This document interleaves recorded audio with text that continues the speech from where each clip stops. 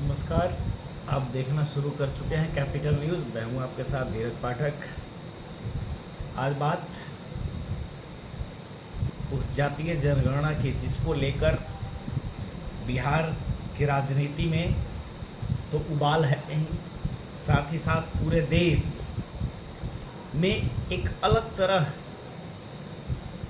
का चलन देखा जा रहा है।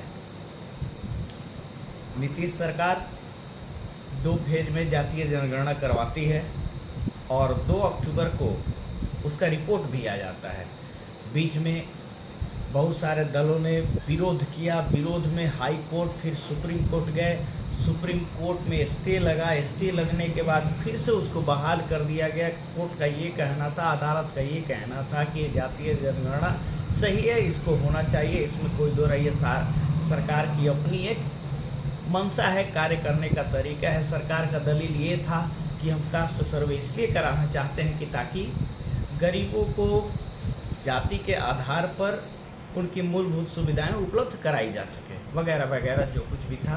कास्ट सर्वे का नतीजा ये है कि जहां इंडिया गठबंधन में कांग्रेस हो, सपा हो, जेडीयू हो, राष्ट्रीय जनता दल हो, ऐसे तमाम दल जो हैं अब कास्ट सर्वे को लेकर एक साथ होते दिखाई दे रहे हैं, खड़े होते दिखाई दे रहे हैं।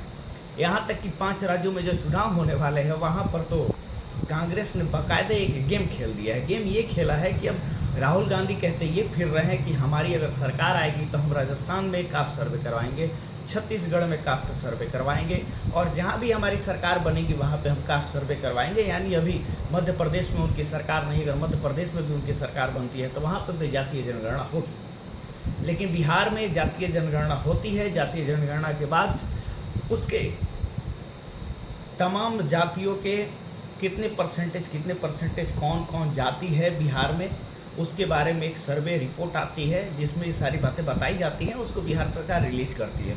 लेकिन उसके बाद से बिहार में राजनीति अब चरम पर है। चरम पर इस कदर है कि कभी बीजेपी जेडीयू आमने सामने होती है, कभी बीजेपी राष्ट्रीय जनता दल आमने सामने होती है।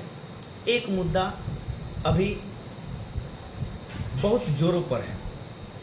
जोरों पर इस कदर है कि लालू यादव ने ट्विटर यानी एक्स पर एक ट्वीट किया, और ट्वीट करते हुए उन्होंने लिखा कि कैंसर का इलाज कभी भी सर दर्द की दवा नहीं हो सकती। यानी उनका इशारा साफ तौर पे था कि कास्ट सर्वे कहीं ना कहीं सही है, जिसके आधार पर जातियों के परसेंटेज के आधार पर उनको मूलभूत सुविधाएं प्रदान कराई जाएगी।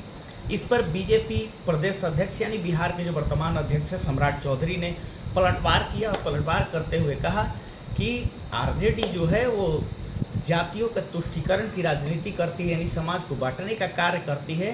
तो लालू यादव कैंसर की दवा ना होकर बल्कि खुद ही कैंसर है, यानी जो शुरू से ही जातियों को बढ़ावा देते आए हैं।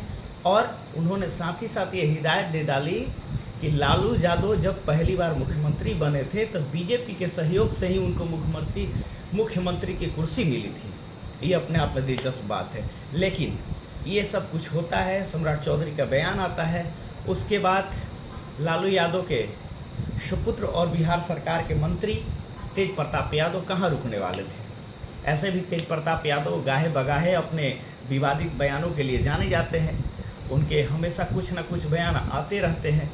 तो अब जब बात उनके पिता पर आ गई, वर्तमान राष्ट्रीय अध्यक्ष लालू यादव पे बात आ गई, तो कहाँ रुकने वाले थे। उन्होंने यहाँ तक कह डाला कि सम्राट चौधरी शकुनी मामा के बेटे हैं और शकुनी मामा ने ही महाभारत कराया था।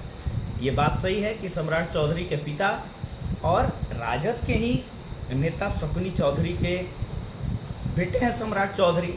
तो उन्होंने यहाँ तक कह दिया कि शकुनी मामा के बेटे हैं सम्राट चौधरी और शकुनी ने ही महाभारत कराया था, इसलिए ये जायज़ हो सकता है कि सम्राट चौधरी जो बातें कह रहे हैं उनकी बात में ये साफ झलक रहा है कि तुष्टीकरण की राजनीति कौन कर रहा है। यानी उनका पुरजोर तौर पर यह कहना था कि लालू जी सामाजिक न्याय के पुरजोर समर्थक थे और नीतीश कुमार उसको आगे बढ़ा रहे हैं। यानी लालू यादव और नीतीश कुमार की ये जो गठबंधन है इस गठबंधन ने जो ऐतिहासिक फैसला लिया कास्ट सर्वे कराकर वो सही है, लेकिन बीजेपी कहीं ना कहीं ये साबित करना चाहती है कि कास्ट सर्वे सरासर गलत है, ये कहीं से जायज़ नहीं है, समाज को बांटने का कार्य करती है। उनका ये कहना है कि गरीब चाहे वो किसी भी जाति का हो, गरीब गरीब होता है। लेकिन नीतीश सरकार जहाँ जातिगत जनगणना कराकर 2024 और 2025 में एक ट्रम्प कार्ड खेलने जा रही है, उसके साथ राहुल गांधी भी इस मुद्दे को भुनाना चाहते हैं और आने वाले 5 राज्यों में